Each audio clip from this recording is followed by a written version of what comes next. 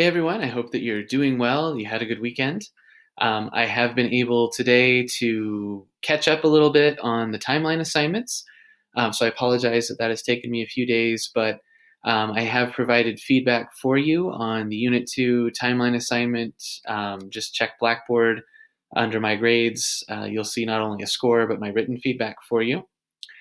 On a few of those, I wrote that you should maybe check out the video that I would post later today. That's this video, so that you could, or so that I could show you rather, how to make sure that your image will embed correctly here on TikTok. So that's why I have my talking head in front of our timeline for the class. And I also just give you a reminder on how to embed your outside link. So those are a couple of things that I'll quickly run through.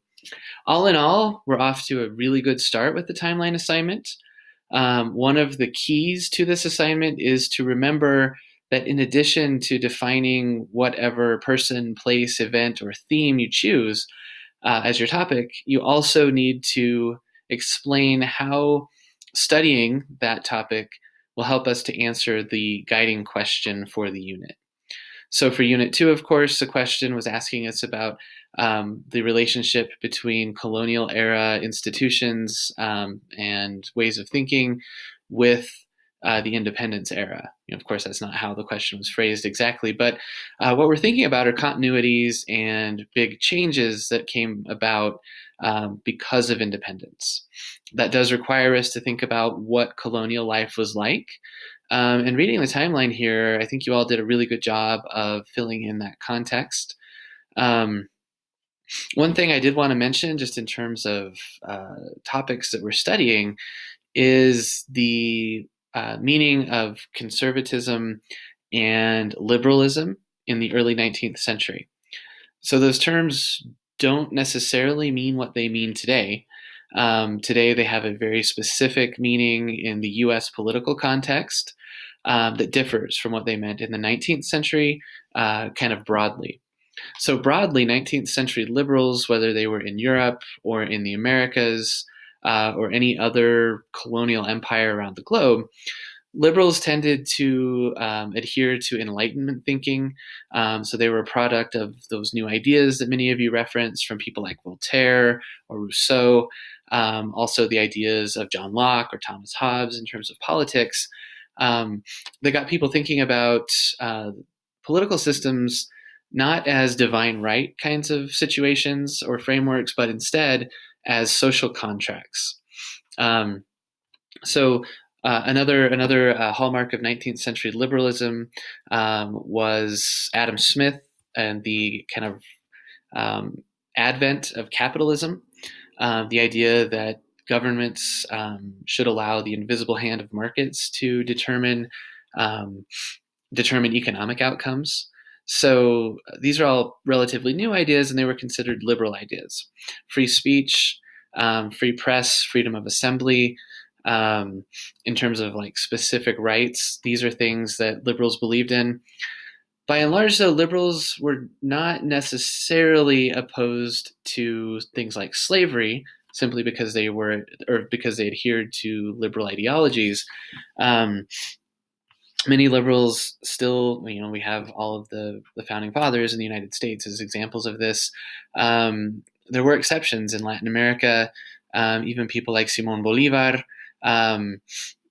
He had big ideas about creating his combined state of Gran Colombia following independence, and he wanted it to be governed by liberal ideas. He wanted to give freedom to enslaved people who had served as part of the independence movement. Those were promises made in a lot of South American independence movements, that enslaved peoples would gain their freedom by service. Excuse me, I apologize for that. And so, again, all these big ideas trying to define this difference between conservatism and liberalism. Conservatives then kind of harkened back to the structures that existed that defined the Spanish and Portuguese empires from their outset. So these are things like the primacy of the military, the church, the wealthier elite classes, so the criollos, the Creoles, as they're often referred to in Spanish America, um, maintaining the privileges of these ordained classes was part of the conservative agenda. So they opposed liberal ideas insofar as they challenged their positions in society. The church is one, and we'll see this as we move into Unit 3, that was particularly challenged by liberals. So something to think about for Unit 3 is the difference between being anti-Catholic or anti-Christian, anti-religion, and being anti-clerical. Anti-clerical means something a bit different, and we'll see that term. And so think about what that means in terms of how anti-clerical liberals are critiquing the church versus how people like Voltaire, who just wanted to quash the infamous thing, as he is sort of quoted as saying, how do those positions differ? Because it's important. Okay, so those are just some broad strokes. Hopefully that helps us to think about then what it meant when we read that in Mexico and in Peru, independence was a conservative goal. So there was not a strong independence movement, and when the independence movements developed in New Spain, people like Father Hidalgo, Father Morelos, they were captured and they were killed. So the kind of prevailing idea among elites, at least, was to maintain the status quo.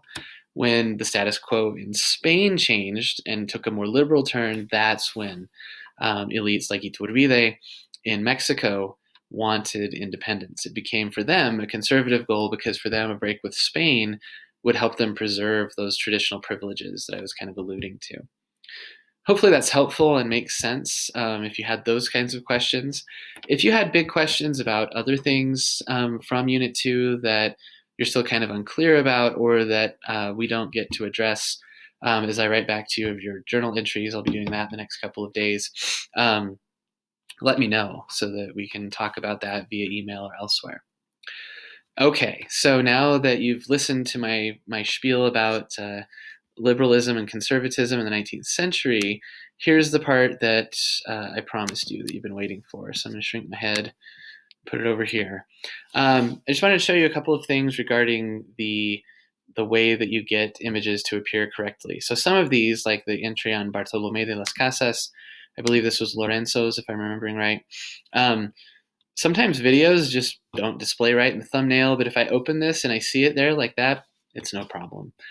So that's nothing to worry about. Also, I noticed that he included an image too. Yet that image didn't appear. So I'm going to go to Bartolomé de las Casas to show you this example. We're looking at the media section.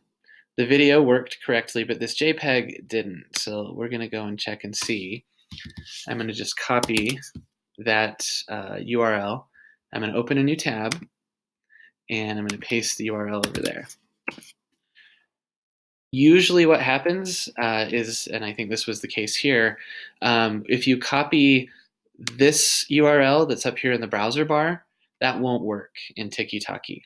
What you need to do instead is put your cursor right over the image itself, and then right-click or control-click if you're using a Mac. If you're using Chrome, you'll see a menu similar to this one, and I'm going to choose this option, Copy Image Address. If you're not using Chrome and you do that, you'll also get a drop-down menu. The wording might just be a little different. So whatever copy or whatever your browser says that is analogous to copy image address, that's the one you want. So you want the address or the URL for the image itself. So I clicked on that. I'm going to go back to Tiki-Taki in the other tab. I'm going to paste that in and click Save. And now you can see the thumbnail over here. But if we go to Images, there it is. And if you click on it, you can actually see its full size.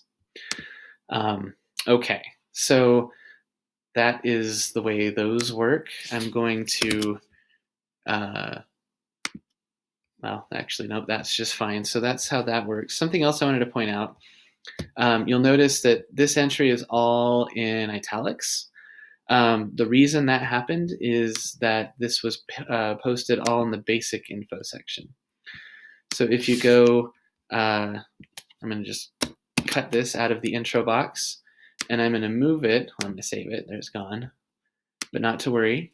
I'm going to move it over here to extra info. I'm going to click save. And now you'll notice that it appears in normal text. So please remember, just use the basic info box to put your name when you do your placeholder, and then use extra info to enter the bulk of the information. Finally, there's the link box, and this one's done correctly. So when you find your outside source, whatever that might be, let's go to Las Casas just to find something different here. Let's see. So we'll use this Ohio State. It's either Ohio State or Oklahoma State. I'm not sure which. Ohio State. It's up there. If I had found this and used this as my outside source, I would copy. This time you do copy the URL in the browser bar. So just Control C or Command C on a Mac. Go back over and then paste it in here. So that's Control V or Command V. Once you do that, make sure you click Save. I'm not going to change this because Lorenzo has done this work and this is his. I'm not going to change it to be mine. But once you've done that correctly, you'll see this button that says Find Out More. When you click on that, that will open up the source that you've chosen to embed. All right, so I'll just close both of those. So hopefully that gives you a sense of, again, what I mean when I say please embed your link to your outside source. That means to put it here and click Save so that you'll get this Find Out More button. I know that many of you have chosen a couple of different sources and you've referenced the textbooks, Chastain and Wood as well. That's awesome. You should do that. Choose one of the outside sources, and when I say that, I mean a source that we didn't read for class that wasn't assigned. Choose one of those to share here, to put in the link box and embed. All right, so there's that. If you have any questions still about how to embed images or videos, about where to post the bulk of your work, your entries, please let me know. Also, if you only posted to Tiki-Taki and you forgot to also submit to Blackboard, this time around, because we're just getting started, I was able to find all of your work, or at least I think most of your work. That's not going to be the case once the timeline fills up more and more. And I think you'll get a sense of why that's the case once you see it fill up more and more. If you haven't posted your work in Blackboard, I won't be able to find your work here on Tiki-Taki, and I won't be able to give you credit. So make sure that you do both of those in the future if you're not already, or just remember that if you already have. Okay, I think those are the big tips for this one. Something I meant to lead with, so I'll type it along with this video that I'm going to post as an announcement, is that for Unit 2, you have the opportunity to revise and resubmit your work to earn up to full credit. So look at the feedback that I've given you. Not everything was technical. All the things that I've been talking about here are technical kinds of issues in terms of just making sure things are posted correctly to Tiki-Taki. I also gave a lot of feedback in terms of the writing and addressing the guiding question for the unit. So if you have any questions about my feedback, let me know. You do have the opportunity to revise and resubmit, so take advantage of that if you'd like. And as always, let me know what questions you have, and I'll be happy to talk to you via email and elsewhere.